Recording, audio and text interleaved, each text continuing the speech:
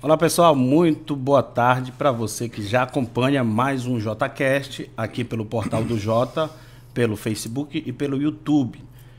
Então, gente, mais uma vez eu tenho a satisfação de convidar aqui para a nossa bancada o deputado federal Sidney Leite, né? Segunda vez que eu tenho a oportunidade de entrevistar, de conversar aqui com o deputado Sidney Leite.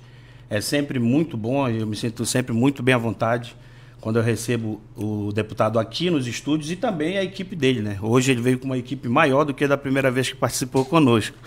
E todos aqui também são muito bem-vindos. Pessoal, vocês que estão chegando agora na transmissão, eu peço que vocês curtam, comentem e já compartilhem essa transmissão, porque os assuntos que a gente vai tratar aqui são assuntos de interesse de toda a comunidade, não só itacoatiarense e amazonense, como toda a comunidade aqui da nação brasileira. Afinal, a gente vai conversar com um deputado federal, né, que representa não só o estado do Amazonas, como a região norte, aqui, né, os nossos nortistas aqui abençoados, que é representado e muito bem pelo deputado. Deputado Sidney Leite, muito boa tarde, seja bem-vindo ao JCast mais uma vez. Boa tarde, eu gostei dessa do J e o Quest, né? Foi J Quest, né? Ficou um trocadilho com a banda JCast, né? Exatamente. Aí eu sou músico também, a gente fez só um trocadilho só porque o meu nome é J. Uma grande sacada. Mas, Jota, boa tarde a toda a sua legião de seguidores que lhe acompanham no dia a dia. Eu costumo dizer que vocês, diferente inclusive da cidade de Manaus, é a primeira cidade do estado do Amazonas em que os portais efetivamente eles tiveram e têm uma participação efetiva na vida do cotidiano da comunidade. Para quem não sabe, eu sou jornalista de formação, né? Então eu tenho muito interesse por essa área e volta e meia, quando consigo, eu leio livros que eu gosto de estudar um pouco a história da comunicação no Brasil. Isso é uma coisa que me interessa, né, no particular. E eu fico muito feliz de voltar aqui a Itacoatiara. Eu disse pela manhã, essa é uma cidade que eu tenho uma memória afetiva, porque talvez Itacoatiara, na minha adolescência, tenha sido a cidade que eu mais visitei fora Maués, em função de eu sempre passar por aqui. E é uma cidade que a gente tem muito carinho, porque Itacoatiara, independente da questão política, de credo religioso, de condição social, é uma cidade que recebe a todos muito bem, de forma muito carinhosa. E eu me sinto muito à vontade quando eu estou aqui, né? Mas desta feita nós estamos a trabalho, prestando contas do nosso mandato, ouvindo as pessoas, dialogando. Hoje eu já conversei com muita gente, tive a oportunidade de ouvir muitas pessoas, né? Tive a oportunidade de reunir com pescador a estudantes do Instituto Federal de Educação, né? Só para dar uma dimensão, estudantes daqui, estudantes de Urucurituba, que estão no IFAM, de Itacoatiara, que é a grande maioria, mas também da região de Engenho, Novo Remanso e das estradas. Eu vi um pouco das dificuldades, dos desafios, certo? E estou aqui à sua inteira disposição, né, para que a gente possa aí fazer esse bate-papo. E é uma honra poder voltar aqui aos seus estúdios. Olha que legal, gente. Pessoal, deputado Sidney Leite, deputado federal, que foi prefeito do município de Maués. Ele foi primeiro vice-prefeito, né? Ele tem uma história aí no município de Maués e de Maués despontou aí para a esfera já estadual. Ele era, né, do executivo e já foi aí para o legislativo, mas passou também pela Câmara. O senhor passou também como deputado estadual, né? O senhor teve o primeiro mandato de deputado estadual. Olha os degraus aí que o deputado galgou. Deputado, o senhor, como que o senhor entrou na vida política? Só para a gente fazer um resumo rápido, depois a gente vai falar do seu trabalho, que a gente tem visto a sua atuação de forma muito acentuada lá no Congresso Nacional. Como é que o senhor entrou para a vida política? Eu sou de uma família de 7 irmãos, né? Minha mãe era professora, eu perdi meu pai, eu era criança, eu tinha 9 anos de idade, eu sou, como eu disse, de uma família de 7 irmãos, eu sou o caçula. E aos 12 anos eu comecei a trabalhar, né? Ou eu trabalhava, que é a realidade da grande maioria do povo brasileiro. E eu estudava numa escola que não tinha ventilador, ar-condicionado nem pensar, né? Não tinha livros, não tinha laboratório, a quadra era quebrada, enfim, tudo que a dificuldade existia naquela escola. E aquilo me inquietava, Jota. E eu queria estudar. E aí eu resolvi me juntar a uns grupos de colegas para ver se a gente reivindicava a melhoria da nossa escola. Só que um dia a gente juntava 3, aí esses 2 já não vinham mais, já vinha só um, depois já não vinha mais nenhum. Mas aí até que um dia nós conseguimos juntar um grupo mais sólido e fundamos a União dos Estudantes Secundaristas de Maués. Porque esse movimento da minha escola, ele extrapolou o muro da escola que eu estudava e foi para as outras escolas, né? E talvez ali, de forma inconsciente, eu tivesse, mesmo sem querer e sem saber, dando os primeiros passos para entrar na vida pública. Aí eu concluo o ensino médio em Maués, vou para Manaus, presto concurso para o vestibular, ingresso na Universidade Federal, que era o A naquela época, não era o FAM. Em 88, para o curso de Comunicação Social e em jornalismo. Mas em 92, né, e eu já tinha atuado politicamente, ajudando na eleição de prefeito e na eleição para governo de 88, naquele projeto do Muda Amazonas. Esse grupo que eu fazia parte, né, Maués tem uma tradição política muito forte, tinha uma herança de 2 grupos políticos, né, e os 2 grupos políticos tiveram vários deputados estaduais, vários deputados federais, cada grupo teve um senador da República. E aí eu fui convidado, né? A gente tinha indicado o vice-prefeito da época, e aí eu fui convidado para ser candidato a vice. Não era meu projeto, eu não queria, mas eu costumo dizer que a gente tem 30 segundos de leseira, né? E aí eu aceitei. Ganhamos a eleição, eu assumi como vice-prefeito e secretário de Educação. E aos 26 anos, eu me tornei prefeito de Maués.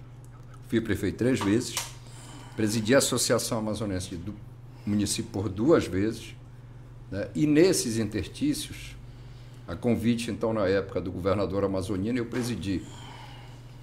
Eu fui presidente do Instituto, que era uma secretaria de suporte aos municípios. E o amazonino, naquela época, criou o primeiro programa de renda mínima do Brasil.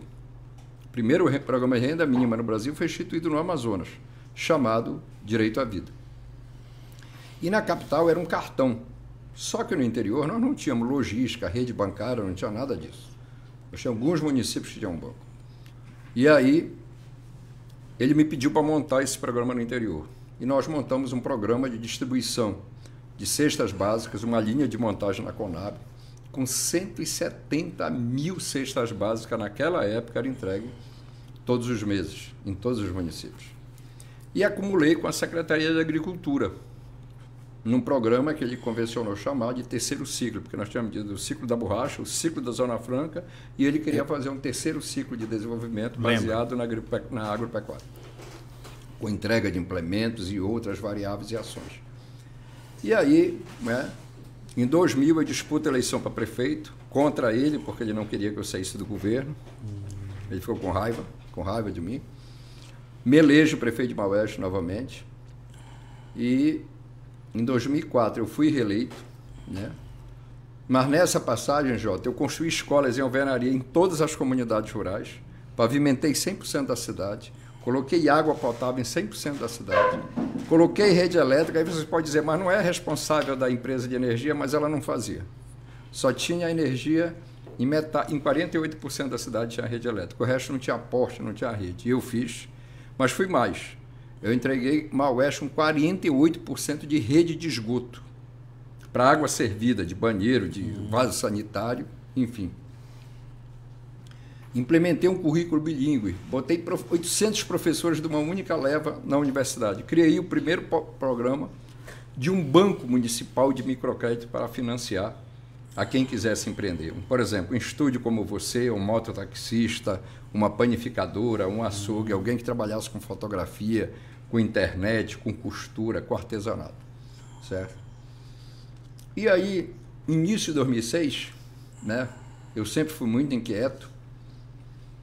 Eu, conversando com o amazonino, eu renuncio à prefeitura de Maués e ele sai candidato a governador contra o Eduardo e o Omar, que era o governador, que ele tinha eleito, né, e o Omar o vice, e eu saio como candidato a vice. E nós não fomos para o segundo turno por 6 mil votos. Em Manaus nós ganhamos a eleição. E aí, 2 anos depois, eu apoio ele para prefeito de Manaus, ele se elege, e ele me convida novamente para ser secretário. Desta feita, eu instituí um programa que eu tenho muita alegria e orgulho, que é o Bolsa Universidade, que mais de 370 mil jovens na cidade de Manaus já ingressaram à universidade graças a esse programa. E eu fico um ano nessa secretaria e me desvinculo e saio candidato a deputado estadual. Me elegi deputado estadual, né? Me reelegi deputado estadual. Nesse interstício eu ainda fui secretário de Estado por 2 vezes. Em 2018 eu saio candidato a deputado federal, me elejo. Estou no 2º mandato de deputado federal. Sou membro da Comissão de Minas e Energia da Câmara dos Deputados, sou membro da principal comissão, que é a Comissão de Constituição e Justiça, da 2ª comissão mais importante, que é a de Finanças e Tributação, da Comissão Mista de Orçamento, da Comissão de Educação, da Comissão de Amazônia e Povos Indígenas, sou coordenador da Bancada do Norte, sou coordenador para assuntos parlamentares da Câmara dos Deputados, da Frente Parlamentar do Empreendedorismo e sou vice-líder do meu partido na Câmara dos Deputados. E representante do Norte também, né? E coordeno a bancada do Norte de 65 deputados, envolvendo os 7 estados da região Norte. O seu conterrâneo, que está aqui na sua frente, é que é o coordenador. E hoje, direto de Itacoatiara.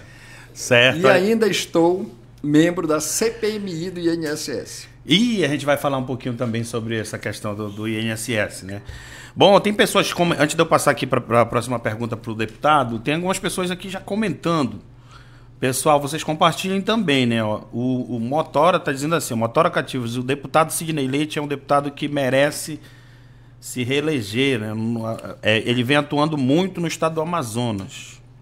Obrigado pelo comentário, foi o que eu falei no início aqui da nossa entrevista. A Eugênia diz assim, ó, é bom ele vir dar uma volta na Pissarreira, queria conhecer ele pessoalmente. Aí, quem sabe um dia você conhece o deputado pessoalmente. Vou lançar um desafio, gente. Final do mês de outubro eu vou estar aqui e vou pedir para incluir na minha agenda uma visita na Pissarreira. Pronto, pode ser? Olha aí, ó. Pronto, aí a assessoria já está anotando. Então tem a Josiana Oliveira, lê mais esse comentário para a gente continuar o bate-papo, porque são bastante pessoas comentando. A Josiana Oliveira, ela diz: o Sidney Leite é um bom deputado, defensor ferrenho do nosso Amazonas. É verdade, deputado? Com certeza, né? Hoje um colega seu me perguntou o seguinte: deputado, como é que você vê a manifestação do presidente Lula na ONU defendendo o Brasil? Eu sou brasileiro, não é verdade? Eu sou amazonense. A minha prioridade 0 na Câmara dos Deputados é defender os interesses do povo do Amazonas. Por isso que eu me articulei, de 513 deputados, eu estava entre os 12 que fez a PEC da reforma tributária, que foi esperada por 40 anos no Congresso Nacional. O Brasil é o último país, em tamanho populacional e importância econômica, a entrar no IVA. Para você ter uma ideia, a França aderiu ao IVA em 1950, e nós estamos aderindo agora, que começa o início dessa efetividade dessa reforma que nós votamos em 1º de janeiro de 2026. Mas lá nós garantimos o que é mais importante hoje para o estado do Amazonas, que é o modelo Zona Franca de Manaus, que garante, inclusive, a maior fonte de receita do município de Itacoatiara. Só para ter uma ideia, o polo industrial da Zona Franca de Manaus, ano passado, faturou 200,4 bilhões de reais. Foi esse o faturamento, tendo o 2º maior polo de produção de ar-condicionado do mundo, está em Manaus, só atrás da China, e tem o maior polo eletroeletrônico da América do Sul, tendo a maior fábrica verticalizada da Motor Honda no mundo, está na cidade de Manaus.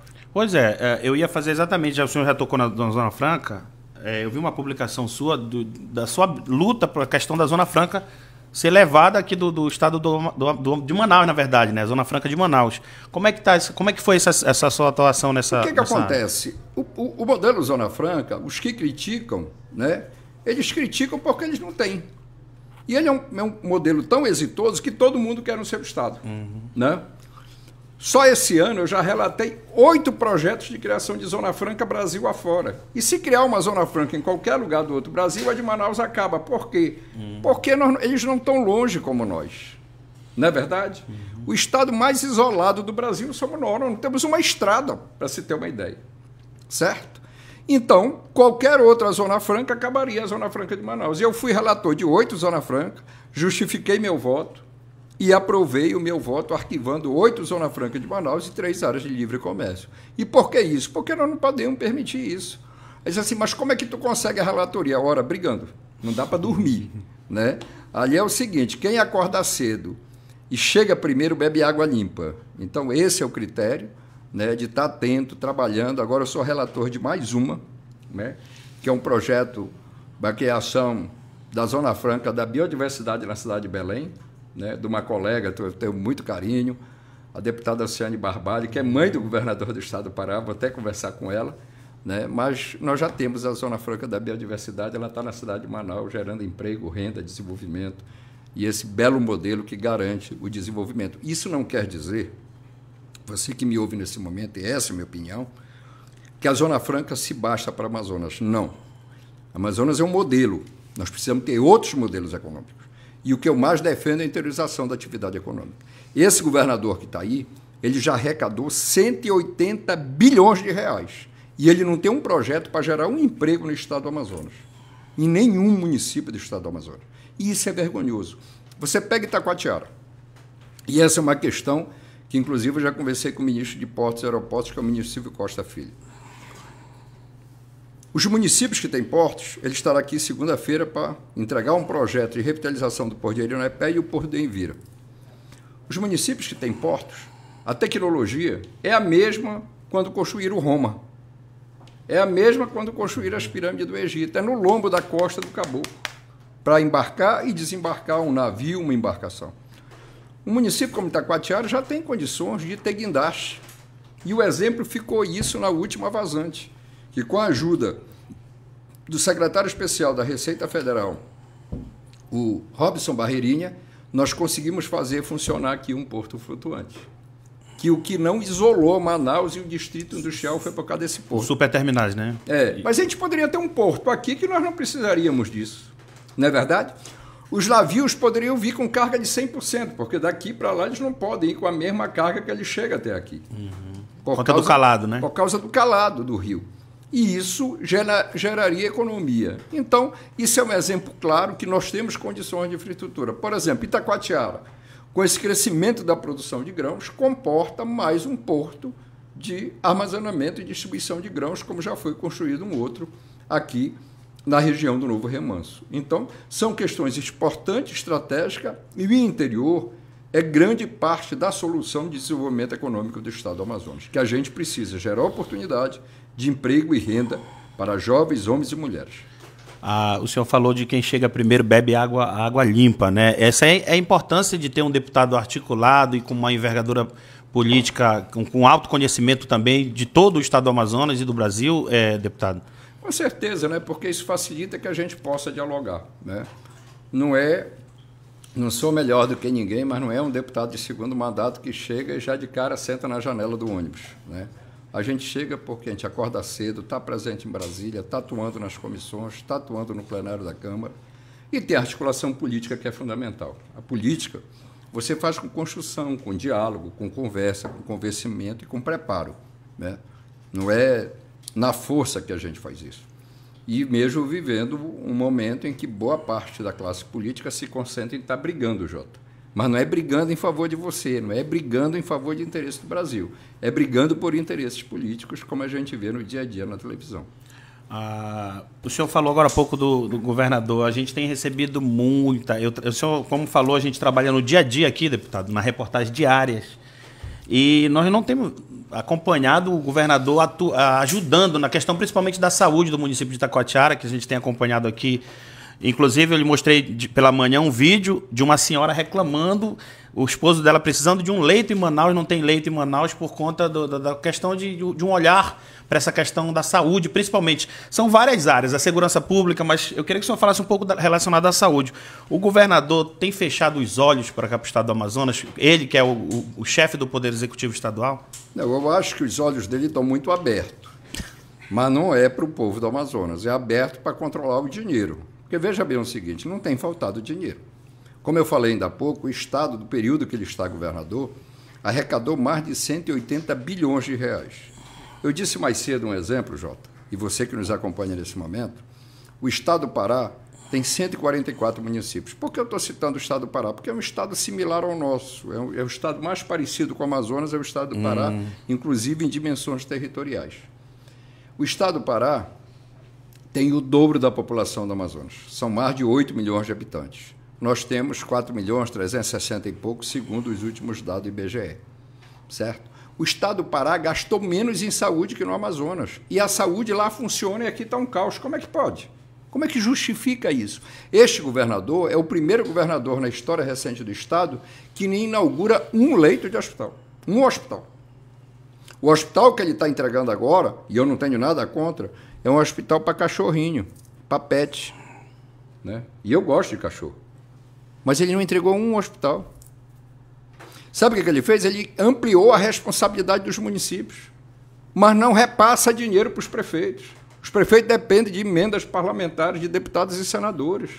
Certo? Ele podia pegar 30% do IFTI e passar para os municípios. Aqui em Itacoatiara, além da demanda local, aqui é uma cidade polo, que vem paciente de outros municípios da região buscar apoio. E isso encarece mais a saúde para a realidade do município. E este governador, ele é tão irresponsável, né? E falta adjetivos para dizer para esse rapaz, mas veja bem o seguinte, eu acho que não tem pior notícia para uma pessoa que está doente, Jota, e ela receber a seguinte notícia: você está com câncer. As pessoas que dependem de tratamento de câncer no SECOM param de fazer quimioterapia porque falta medicamento. Há um dia desse eu fui visitar o hospital, a convite do diretor do hospital, que é uma pessoa séria, e eu trabalhei para destinar 2,5 milhões de reais. E a secretária de Saúde, na cara limpa, disse que aquilo era repasse normal do Ministério da Saúde. Ela queria que o dinheiro viesse de onde? De Marte? Da Câmara dos Deputados? Não, o dinheiro vai do Ministério da Saúde. E esse dinheiro era para não permitir mais faltar medicamento. Como a mesma coisa eu fiz com o Hospital de Medicina Tropical, que eu destinei 2,5 milhões para recuperar uma ala inteira do hospital. Certo? Agora, este governo, e é bom recordar isso, teve vários secretários de saúde presos. O governador Wilson Lima, ele é réu numa ação no STJ. Certo? Então, esse é o caos, infelizmente, que a gente vive na saúde. Ele inaugurou um negócio chamado, não sei se vocês têm conhecimento, que é a fila da morte, chamado CIGEG. Quem entra ali, não sai. Por quê? Ele não consegue fazer uma cirurgia de catarata, não consegue fazer um exame de média e alta complexidade, não consegue fazer cirurgia. As denúncias, como essa que você me mostrou hoje, Jota, são inúmeras em todo o estado do Amazonas. Nesse momento, na extrema do estado, lá na fronteira com o Peru e com a Colômbia, os trabalhadores da UPA, no município de Tabatinga, estão em greve, porque cansaram de trabalhar sem receber e não ter condições de trabalho e não receber os direitos trabalhistas, não é só o salário que eles não recebem. Esse é o caos que a gente vive na saúde pública, de falta de copo descartável para acompanhante de um doente. Um dia desse eu cheguei num hospital, faltava omeprazol injetável. Então, infelizmente, é isso que a gente tem como governante do estado do Amazonas. Por isso que eu não me calo, certo? Por quê? Porque eu não vou estar no bolso do senhor Wilson Lima. E eu não fui eleito aqui para ficar defendendo governante de plantão. Eu fui eleito para defender os interesses da população do estado do Amazonas. Certo? Não é este o meu perfil. Aí você falou da segurança. Em Manaus, o governador entregou a população de Manaus ao crime organizado. O crime tem hora para acontecer. É horário de expediente, porque às 17 horas as delegacias fecham. Sábado e domingo as delegacias fecham. E feriado também fecham. Ele desestruturou a segurança pública, ele não paga a promoção dos policiais, ele não reconhece a progressividade das polícias, ele não investe nas polícias.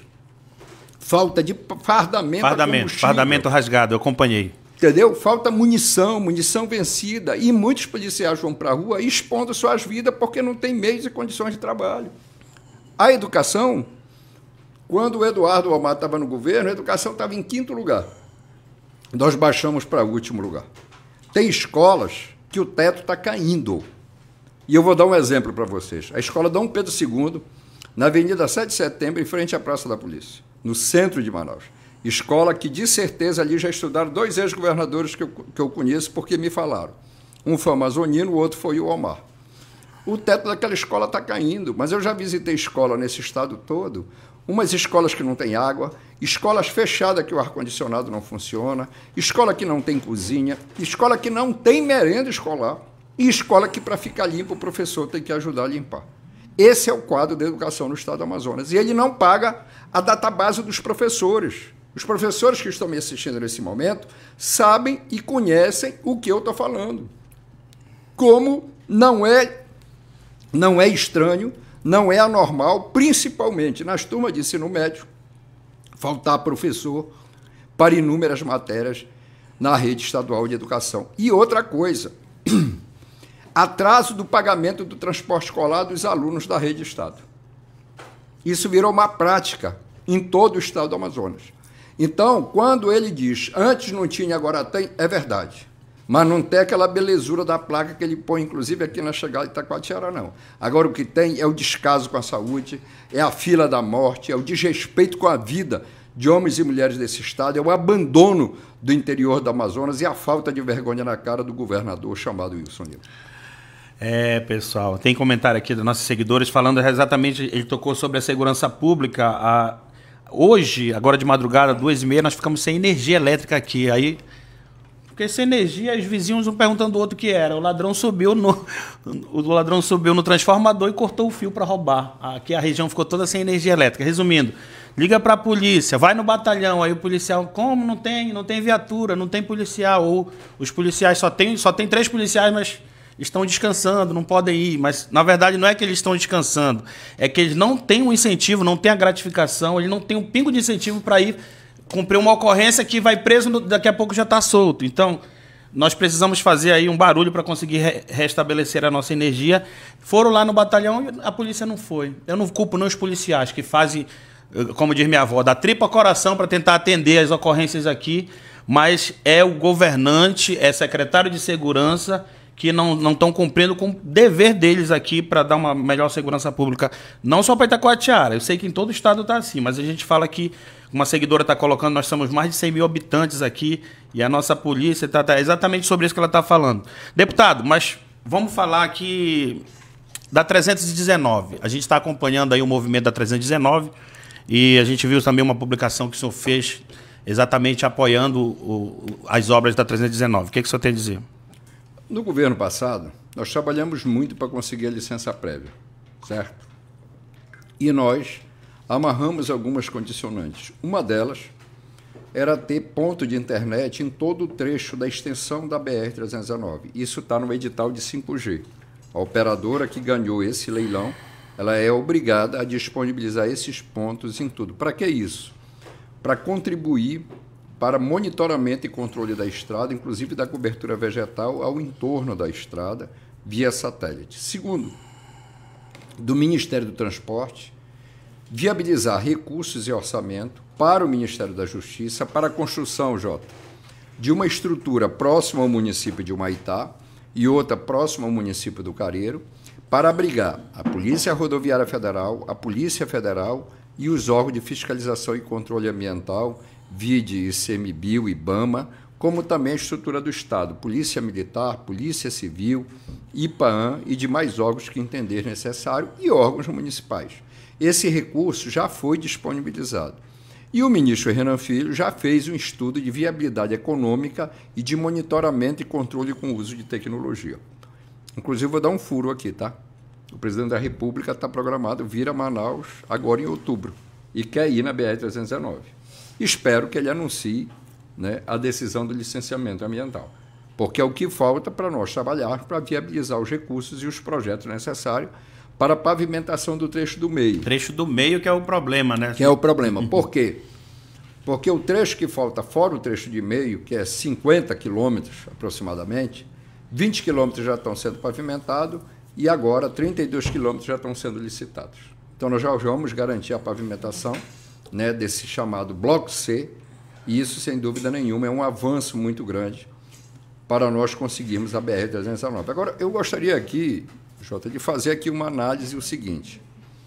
A ministra Marina Silva, ela diz que tem aumentado a pressão ao entorno da estrada, né? Essa nossa luta não começou hoje, isso é importante que se diga.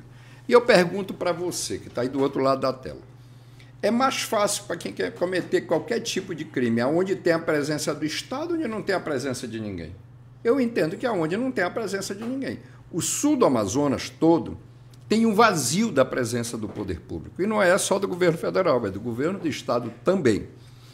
Nós não temos a polícia desses órgãos que eu falei aqui, nem federal, nem estadual, nem dos órgãos ambientais. Então, eu entendo que com a construção da BR-319, com todo o controle e monitoramento, a pressão vai diminuir.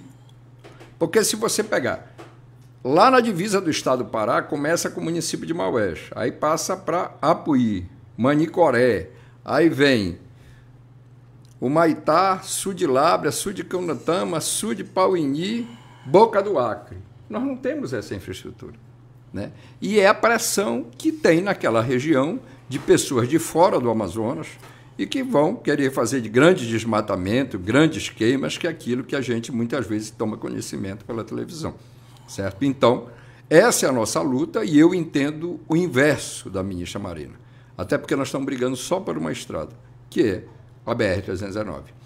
E eu entendo que ela se complementará, certo, ao modal que a gente já tem hoje, né, que é o fluvial.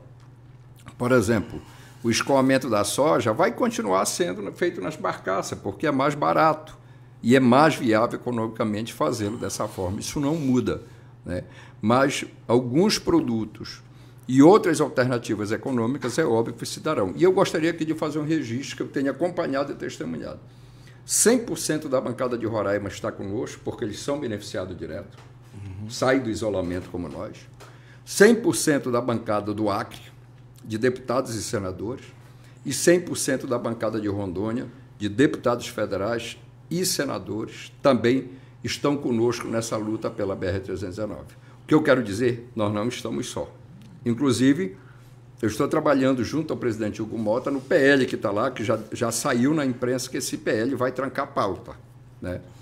Então, nós estamos trabalhando nesse sentido para que a gente possa definitivamente resolver a questão ambiental no que diz respeito ao licenciamento do trecho do meio da BR-319.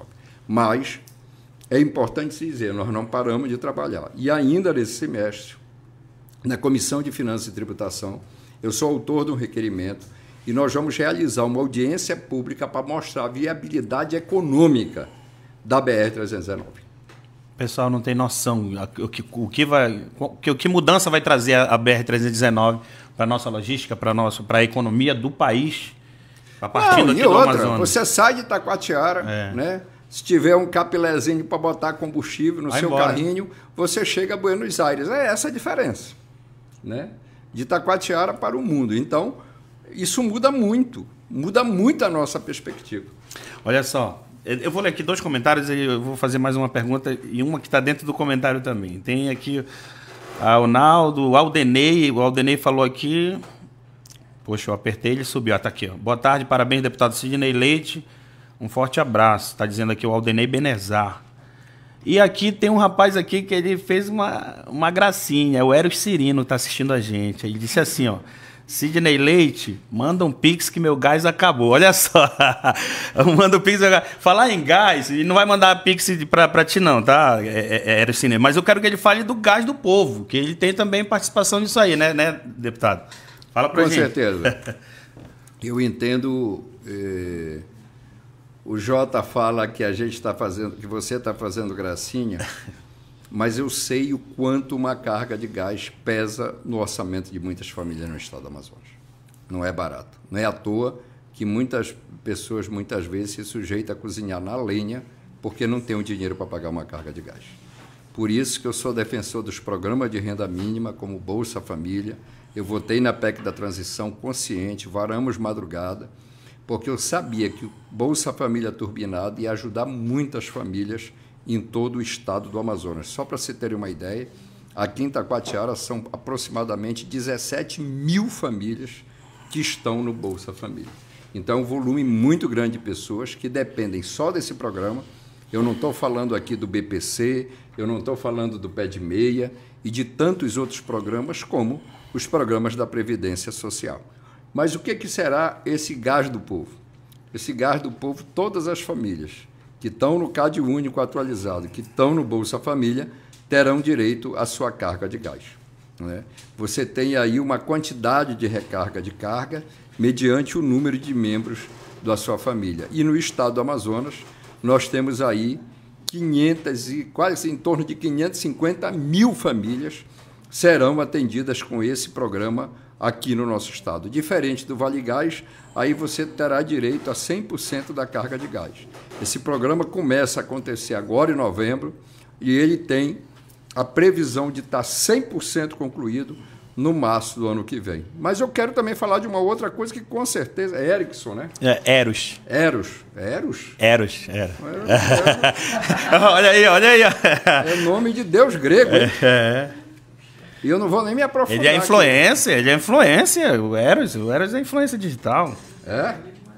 Tá assistindo a gente. É ou não é? Cadê o pessoal de Itacoatiara aí? Olha. É nome de Deus grego, que o bicho é feio. Olha, eles estão bagunçando aqui contigo, mas eu vou lhe defender. Então, o presidente Lula mandou um projeto para a Câmara que diz o seguinte, que quem está no Cade Único e tiver consumo de energia até 80 kWh, essa pessoa não pagará mais energia.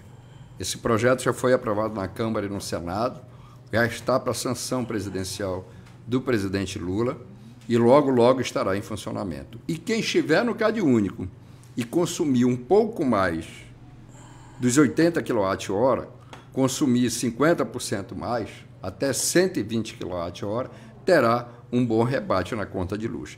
Isso, sem dúvida nenhuma, vai fazer diferença no orçamento de milhares de famílias no estado do Amazonas. Para ser mais exatos, são quase 1 milhão de pessoas que vão ser beneficiadas no estado do Amazonas. Então, eu não tenho dúvida que são conquistas muito grandes, inclusive que vai melhorar a economia, principalmente do interior do estado. E eu vou compartilhar aqui uma coisa com vocês. Quanto que está a carga de gás aqui em Itacoatiara? 120, 130, Acho 135? 138, é? 137 até. Se for 137. buscar, se for pegar, ainda é mais barato um pouquinho, 135. né? Né? Mas você tem município no estado do Amazonas que quanto mais longe, a carga de gás chega a quase R$200. Tem município que eu vi isso, a primeira vez que eu vi, eu não compreendi muito, mas né, cada um se adequa à realidade, que a carga de gás é vendida parcelada, de tão caro que é. Então, isso, com certeza, vai tirar esse ônus e esse peso que interfere muito na vida de muita gente, de lares no estado do Amazonas, e que vai ser uma ajuda significativa. Mas eu queria também aproveitar essa leva de boas notícias, Jota. Esta semana que vem, que começa depois de amanhã, o presidente Hugo Mota se comprometeu a colocar para votar o projeto de lei que vai reduzir a inserção, né, ou a incidência, melhor dizendo, do imposto de renda. Quem recebe até R$5.000 por mês deixará de pagar imposto de renda. E quem recebe até R$7.350 terá uma grande redução diferenciada na incidência do imposto de renda. Isso também é uma grande conquista para os trabalhadores do Amazonas e para os trabalhadores brasileiros. Legal, gente. Olha, eu não preciso dizer que eu vou votar a favor, né? Gente, só para o pessoal que está acompanhando aí, nós estamos conversando aqui com o deputado federal Sidney Leite, tá? Representante da região norte, representante do Amazonas. Ele é da cidade de Maués, mas aqui passa sempre por Itacoatiara e tem sempre um carinho aqui pelos itacoatiarenses. Nossos seguidores que são de Itacoatiara, que estão nos acompanhando, já devem ter acompanhado aí uma entrevista que a gente fez outrora aqui com o deputado. Bom, eu vou ler aqui 2 comentários e tem mais uma pergunta para fazer aqui para o deputado. Acho que é o que comentou aqui, é o Natan Oliveira, né? O Natan diz assim, ó. O deputado... Poxa, sumiu aqui. Mas ele deu um elogio aqui, tem que ser um elogio para o deputado Sidney. Está aqui, Natan Oliveira. Para ser um deputado federal, tem que saber o caminho das pedras. O Sidney Leite sabe. Ele está elogiando aqui o trabalho. Isso é aprendido, Natan. O Natan está comentando. E aqui tem outros comentários também. A gente vai aqui fazer o seguinte. Vamos falar rapidamente aqui. Rapidamente não, fica à vontade. Para falar sobre a proposta de emenda constitucional da blindagem, que o pessoal até utiliza um termo até pejorativo. A PEC da blindagem. PEC da bandidagem, né? Que o povo começou a chamar. Deixa eu dizer uma coisa. Quando isso começou a ser conversado, eu, na reunião da bancada do meu partido, fiz o seguinte manifestação. Eu disse, eu sugiro que seja dialogado com a mesa diretora da casa para não pautar esse projeto. Isso é um tapa na cara do povo brasileiro. Isso é um tapa na cara das mulheres do Brasil. Isso é um tapa na cara da juventude, dos trabalhadores. Por quê? Porque nós estamos invertendo valores, né? As garantias para o exercício do mandato parlamentar, da inviolabilidade do mandato, nós já temos. Que é a imunidade parlamentar. Que é a imunidade parlamentar. Agora, nós não temos imunidade para cometer determinados tipos de crime. Agora, a imunidade parlamentar não me dá o direito de incitar o ódio e a violência contra qualquer que seja. Porque, se aprovado aquilo, alguém ia poder dizer, olha, a filha do ministro tal mora na casa tal, vão lá invadir a casa dele, porque tem político que é irresponsável que faz isso. A vida das pessoas não diz respeito e interesse a ninguém, né? O que tem a ver a vida de uma pessoa que não está intrinsecamente direto àquilo? Quem tem que responder pelos seus atos é quem está à frente daquilo, certo? Então, se aprova essa lei, o cara poder cometer qualquer tipo de crime, estuprar, roubar, desviar recurso público, que sequer lhe seria investigado. Isso é um verdadeiro absurdo. Enquanto nós devemos servir de exemplo, nós queríamos nos colocar com esse projeto de lei, está acima do bem e do mal. Esse tipo de lei já vigorou no parlamento. E a coisa era tão absurda que, durante um bom período, mais de 250 deputados foram denunciados e só um foi autorizado a abrir processo. Por quê? Porque ele extrapolou todos os limites, que era conhecido como cometer o crime da motosserra, que era um deputado do Acre, certo? Que depois esteve envolvido num desvio de recursos gigantesco de um canal chamado Canal da Maternidade. Então, inaceitável. Por isso, eu, desde o debate, eu me posicionei contra, de votar contra um projeto desse, e aí aconteceu uma coisa. O saudoso deputado Ulisses Guimarães, conhecido como o senhor Direta Já, ele dizia uma coisa, Jota, sabe do que político tem medo? De povo na rua. E no domingo passado o povo foi para a rua, se mobilizou nas mídias sociais e os mesmos partidos que defenderam essa PEC, a PEC da blindagem, a PEC da bandidagem na Câmara, votaram contra no Senado. Com medo do quê? Da reação popular. Com medo do quê? Da pressão popular. Com medo do quê? Da pressão do povo. Então, é importante a manifestação da população. É importante a pressão popular para cobrar, né, de políticos que não têm compromisso e que têm rabo preso, porque só vota num negócio desse, na minha opinião, quem tem medo de alguma coisa. Está planejando algo, né? Eu não tenho esse problema, certo? Eu não tenho problema. Eu tenho a consciência tranquila do que eu faço. Então, eu votei com tranquilidade, certo? E com a certeza de estar referendando meu voto, como outros votos que eu tenho feito, correspondendo à expectativa da grande maioria da população do meu estado e do povo brasileiro.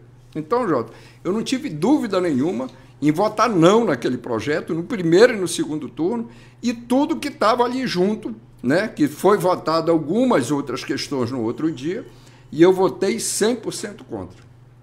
Quando vieram me dizer, mas estão fazendo pressão para votar a favor. Eu digo, meu amigo, eu só tenho uma pressão aqui que eu ouço, que é a pressão do povo do meu estado. Esse tipo de pressão, isso aqui comigo não funciona, não. Eu não tenho um rabo preso, essa confusão aí do Supremo não me pertence. Tem atitudes que eu discordo do Supremo, mas a Câmara e o Senado corroboram com isso, e eu sou testemunha disso, certo? Então não tem nada, absolutamente nada, que justificasse votar aquilo. E aí foi enterrado na Comissão de Constituição e Justiça do Senado. E olha que foi dito uma coisa que eu falei. O presidente da Comissão de Constituição e Justiça do Senado é um senador do meu partido do estado da Bahia, que é o senador Otto Alencar. E antes de ser pautado na Câmara, ele disse que não pautaria esse projeto na CCJ na condição que estava. E ele pautou porque ele sabia que ia ser arquivado o projeto, porque se ele não pautava, porque isso é uma verdadeira imoralidade e um desrespeito com o povo brasileiro. Legal. Parabéns, deputado Sidney Leite. Cadê o Domar? Saiu, foi? Ele tá aí. Saiu, né? Tá fora. Tá. Olha só, tem alguém mandando um abraço aqui para o deputado Sidney Leite e para o Dom Marques, né? Um abraço para o meu amigo Dom Marques, grande líder, e para o Sidney Leite, no médio do Baixo Amazonas. Obrigado, Natan, e todos que estão aí na nossa audiência. Bom, gente, o bate-papo está bem legal. Eu vou deixar aqui o deputado. Eu queria, na verdade, que ele deixasse uma palavra para o povo do Amazonas, para o povo do Norte, que acompanha aqui a nossa transmissão. Deputado, o que o senhor falaria para os amazonenses, principalmente, o senhor é o representante do Amazonas lá na Câmara Federal, a gente sabe que, né, nem todos os representantes são ferrenhos, são lutadores, como o senhor é, junto à Câmara dos Deputados. O que o senhor diria aí para os nossos amazonenses? Eu sei que o senhor tem planos para o futuro, se o senhor quiser falar algo também, fique à vontade. Olha, eu sou meio econômico de falar em planos para o futuro, porque uma coisa me incomoda muito, né? Desde o primeiro ano do meu mandato, eu vejo pesquisa para eleição para presidente da República. Uma pesquisa dessa, ela custa no mínimo 2,5 milhões, quase 3 milhões de reais. Eu fico perguntando, quem paga isso? Quem tem interesse nisso? Né? Porque quando a gente começa a falar de eleição, parece que a gente vai ter eleição daqui a um mês. Né? Você falou do problema da segurança, você me mostrou vídeos e ouvi inúmeros depoimentos do problema da saúde pública, ouvi problemas de pessoas que têm problema de água na área rural, ouvi problema de pessoas que não têm energia aonde mora, na sua localidade, na área rural, ouvi os desafios dos estudantes do Instituto Federal de Educação que precisa do transporte, né? Dessa luta que nós estamos para garantir um programa de alimentação escolar para os Institutos Federais de Educação no Brasil, certo? Inúmeros desafios que nós temos em Itacoatiara, em todo o estado do Amazonas, e parece que a gente tem que estar discutindo a eleição, e eu acho que essa não é a prioridade. A prioridade que nós temos que tratar aqui é nós trabalharmos, é diminuir a taxa de juros para melhorar as condições de vida das pessoas, é trabalhar no investimento na infraestrutura e na logística, né? E o ministro Silvio Costa Filho, que vai estar aqui, lançou um programa, e o município de Itacoatiara foi contemplado com o aeroporto, e estou discutindo com ele que esse aeroporto ele precisa ter uma lógica, e a lógica seria ser uma alternativa para o aeroporto de Manaus quando tivesse problemas de pouso e decolagem, né? Principalmente em função da questão do tempo, certo? Mas de dizer o seguinte, nós temos, como eu coloquei, inúmeros desafios. E desafios na infraestrutura, e desafio na logística, desafios esses que requer da nossa parte investimento para que a gente possa trazer alternativa de desenvolvimento econômico e, com isso, melhorar a qualidade de vida da população. Eu falei no decorrer dessa entrevista, Jota, que eu sou defensor dos programas de renda mínima. Quando a Faria Lima diz que nós temos que congelar o reajuste real do salário mínimo para poder diminuir o déficit público, quando a Faria Lima diz que tem que diminuir os recursos dos programas sociais, quando a Faria Lima diz, e o mercado financeiro, que programas como esse, do gás para todos e da ajuda na conta de luz para as famílias do Bolsa Família, é gastança, eu entendo que não é assim. O que eu entendo é o seguinte, o déficit primário do Brasil vem caindo. E aonde é que tem aumentado o custo do Brasil? É justamente na política de juros. Nós temos a segunda maior taxa de juros do mundo. Tem países que estão em guerra, tem países que estão com a economia em frangalho, como é o caso da Argentina, e a taxa de juros é menor do que a nossa. Com inflação a perder de vista em relação à inflação no Brasil, certo? E, como eu disse essa semana na tribuna da Câmara, aqui a agiotagem é oficial. A gente paga de juros real mais de 10% ao mês. Aqui, cartão de crédito cobra 400% de juros. E isso é oficial, né? Que é um absurdo e perde a economia. Sabe quanto o povo brasileiro pagou ano passado de custo e serviço da dívida? R$1 trilhão, por causa dessa famigerada taxa de juros. Então, essa é uma luta que eu brigo diariamente, porque a gente tem que mudar essa realidade, porque isso muda a vida aqui em Itacoatiara. Certo? Isso vai gerar mais oportunidade, melhora a economia do país. Apesar de nós estarmos no melhor momento da nossa economia, né, é o menor índice de pessoas desempregadas sem carteira assinada. No interior do estado do Amazonas, nós ainda temos um desafio muito grande. Por isso a minha luta como deputado federal, por isso a minha luta como coordenador da bancada do Norte, e vamos trabalhar incessantemente. Por quê? Porque, como eu disse, eu defendo os programas de renda mínima, mas o melhor programa de distribuição de renda é o jovem, é a mulher, é o trabalhador ter a oportunidade de trabalhar e viver com dignidade o fruto do suor do seu trabalho. E essa convicção eu tenho comigo, com a minha experiência de vida, como pai de família, e eu busco, Jota, no decorrer da minha vida, sempre me colocar no lugar do próximo, né? Porque quando a gente se coloca no lugar do outro, a gente tem mesmo que minimamente uma dimensão de como é difícil a vida de muitas pessoas. Um dia desse, me ligou uma delegada de polícia e ela disse assim para mim: deputado, eu queria a sua ajuda para assinar uma PEC do direito que nós temos e foi tirado. E eu estava no trânsito em Brasília, eu estava saindo de uma reunião e indo para a Câmara dos Deputados. E lá, pelas tantas, ela vira para mim e diz assim, por telefone, eu não a conheço, eu não tive a oportunidade de conhecê-la, me mandou o link e eu assinei a PEC. E eu disse, para tramitar eu assino, mas para votar a gente vai ter que discutir e amadurecer, né? Isso é uma coisa, isso aqui é o parlamento, é uma casa democrática.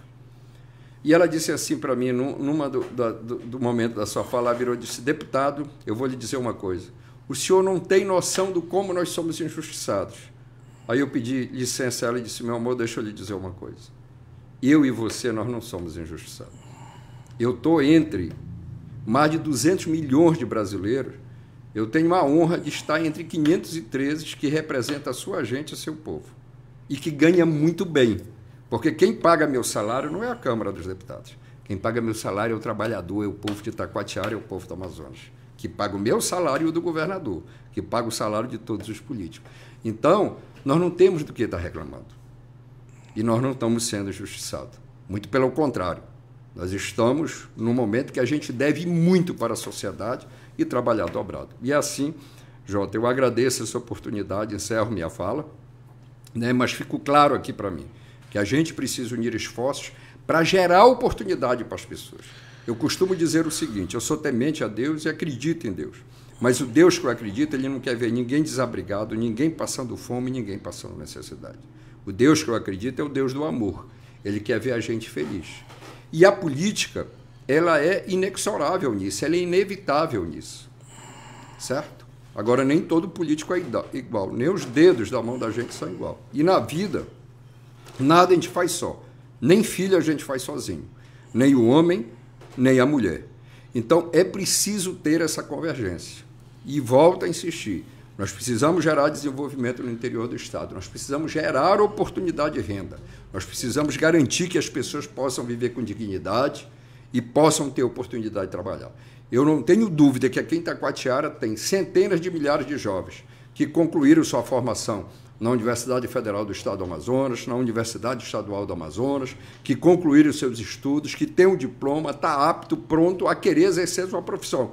Que tem mulheres que têm aptidão, que tem homens que querem trabalhar, mas que, infelizmente, não têm oportunidade. Então, eu entendo que esse é um desafio nosso, essa é uma grande responsabilidade, mas, para isso, nós precisamos criar as condições necessárias de logística, infraestrutura, interiorização do desenvolvimento econômico, para que essas pessoas possam ter oportunidade. Olha, o senhor respondeu aqui já a pergunta do Neizinho, eu ia ler esse comentário, mas eu acredito que ele respondeu, pode dar mais uma pincelada nessa questão. Ele falava, agora, Dom Marques, ele falava sobre a questão do desenvolvimento e da estratégia que geograficamente Itacoatiara tem para a questão do calado do rio, de navegação, de empresa de grãos de soja e outras empresas que podem se instalar aqui. O Neizinho perguntou o seguinte, qual o seu projeto para o desenvolvimento econômico na questão de geração de emprego e renda?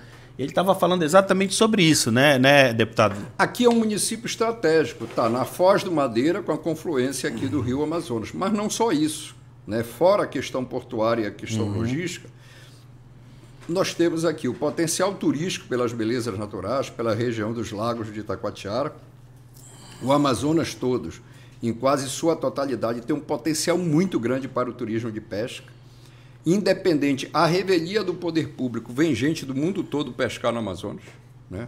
E Itacoatiara tem esse potencial, e é uma indústria sem chaminé. Só para você ter uma ideia, entre o município do Careiro e o município de Altazes, tem mais de 50 hotéis e pousadas que o poder público não tem conhecimento. que não há treinamento para aquela mão de obra, não há política de crédito, não há pavimentação da vicinal, não há divulgação. Né? Não há uma parceria, não há uma conjunção de esforços. Nós temos o Rio Urubu aqui, né? O pessoal conhece o Rio Urubu, lindo, a pesca do Tucunaré, né? Lindo e com potencial rico de pesca. Né? Agora mesmo eu estou ajudando, que me pediu o prefeito de Nova Airão, fazendo um diagnóstico, né? Um plano e um diagnóstico de investimento de capital externo para investir em Nova Airão, no potencial turístico de Nova Airão. Né? Então, eu estou trabalhando nisso, certo? Mas Itacoatiara tem uma outra coisa que eu vinha conversando com o Dom Marcos. Sabe o que é? E eu já falei isso para 2 ex-governadores. É pegar as áreas públicas, como foi feito no município do Apuí, fazer o diagnóstico e licitar o manejo florestal. Porque a árvore ela é um ser vivo, ela nasce, cresce, desenvolve, envelhece e vai morrer. E nós temos pesquisadores aqui, como o Niro Augusto do INPA, que domina isso. Mas que essa madeira não saia da quintora, que ela saia pré-beneficiada para gerar emprego e renda aqui em Itacoatiara. Mas fora isso, nós temos um outro potencial, que é da agricultura familiar. Nós temos uma cidade do lado de Itacoatiara que tem mais de 2 milhões e 300 mil pessoas, que se tiver dinheiro tem que tomar café, almoçar e jantar. Certo? E que boa parte desses produtos, muitas vezes, vem de fora do Amazonas, que é a cidade de Manaus. Então, nós podemos trabalhar, como eu vi hoje no IFAM, e estou apoiando programas de mecanização, né? Porque hoje um agricultor ele leva de 4 a 6 meses só para preparar a área para plantar mandioca, entre brocar, derrubar, queimar, coivarar e plantar, né? E passa 10 horas na borda de um forno, com calor infernal, com fumaça no olho para produzir um saco de farinha. E quando ele vende essa farinha, não paga nem os dias trabalhados, a diária dele. E se você fizer isso no trator, em 2 dias essa área está pronta. Eu estou botando muito. Um dia para limpar a área, outro dia parar e gradear. E é lógico que aí você vai corrigir o solo com calcário. E em vez de você produzir 8 ou 10 toneladas de raiz de mandioca, você vai produzir 30 toneladas. Certo, Jota? E a gente compra a fécula para fazer a tapioquinha da mandioca em Manaus, ela vem do Paraná. Ela não é produzida no Amazonas. Boa parte da farinha consumida no Amazonas vem do Pará. Ou seja, precisamos ter políticas públicas voltadas para isso. Precisamos ter governantes que garantam essa assistência técnica. Até isso, esse governador que não tinha, ele fez, né? Ele acabou com o IDAM. Né? O IDAM deixou de existir. Nós não temos mais assistência técnica. Então, nós temos muita coisa para fazer. E é isso, é essa mensagem que eu deixo, Jota, e me colocar à disposição, né, sempre que possível, para trabalhar, para estar junto. Eu cheguei de madrugada hoje em Manaus. Hoje eu estava perguntando se eu tinha alguém de fora e tinha um garoto lá de Urucurituba. Eu perguntei onde ele morava, com quem ele morava, ele esqueceu, ele ficou meio nervoso, né? E hoje, tomando café, eu disse para minha mulher, eu já vou viajar. Ela disse, de novo? Eu digo assim, e eu estava, salvo engano, o nome dele é Tiago. Rapaz, eu digo, Tiago, se eu esqueço onde eu moro, apesar de que eu paro mais tempo no mundo do que na minha casa. Mas dizer que é uma alegria sempre muito grande estar aqui em Itacoatiara. Final do mês de outubro eu vou estar aqui de volta, eu vou passar um final de semana todo aqui, mas vou visitar a região do Engenho, a região do Novo Remanso, né? Assumi o compromisso de ir na Pissarreira, que chamou? Pissarreira. Vou aí na Pissarreira, como os outros bairros, e me colocar à disposição desse povo querido e bom de Itacoatiara. E eu quero dizer o seguinte, não tem mal que perdure para sempre. O povo põe, mas o povo tira, porque essa arma do voto, ninguém tem 1000 votos, ninguém tem 10 mil votos ou 100 votos. Cada um só tem um voto. Eu só tenho um voto, como você só tem um voto. Mas a gente elege o governante, como também te tira governante. Então, essa é uma decisão e uma responsabilidade de cada um de nós. Quem quiser me seguir, é só botar aí Sidney Leite, me seguir nas redes sociais, lá tem meu endereço, tem meu e-mail, tem um telefone do meu gabinete, certo? E sempre é uma honra poder servir e ajudar o povo do estado do Amazonas. Quero agradecer a todos aqueles que no dia de hoje eu tive a oportunidade de conversar, pescadores, lideranças... Só teve na Z13, né? Tive na Z13, mas eu tive lá também no Sindicato dos Trabalhadores Rurais, conversei com outra organização de pescadores, reuni com vereadores, reuni com lideranças de mototaxistas, reuni com lideranças comunitárias, reuni com o reitor do Instituto Federal de Educação do Amazonas, que é um grande reitor, o professor Jaime, que é aqui de Itacoatiara, né? Ele é itacoatiarense, certo? Enfim, conversei com professores, conversei com estudantes e saio daqui, né, de um dia de trabalho, mas muito rico, né? Conversei, dialoguei com a imprensa, ouvi muita coisa, mas saio aqui com a responsabilidade de cobrar e de cobrar dos órgãos de controle externo providência urgente no que diz respeito ao governo do Estado do Amazonas do caos da saúde pública que está no município de Itacoatiara. Afinal, a vida não espera, né? E saúde e fome não dá para esperar. Tem que cuidar para ontem. Obrigado. Legal, legal. Bom, vamos ver se aqui tem algo aí a acrescentar. Não, alguém... Acho que deu, né? Tá tudo certinho? Então, olha só, gente, quero agradecer a audiência de vocês, continuam curtindo essa live, acompanhe as redes sociais do deputado Sidney Leite, @Sidney Leite no YouTube, no Facebook, ele tem lá o trabalho dele todo publicado. Agradeço aqui a aceitar o nosso convite para participar aqui dessa entrevista, é sempre uma honra ter o deputado aqui nos estúdios. A todos aí, uma boa tarde, que Deus possa abençoar todos nós. Tchau, tchau, pessoal.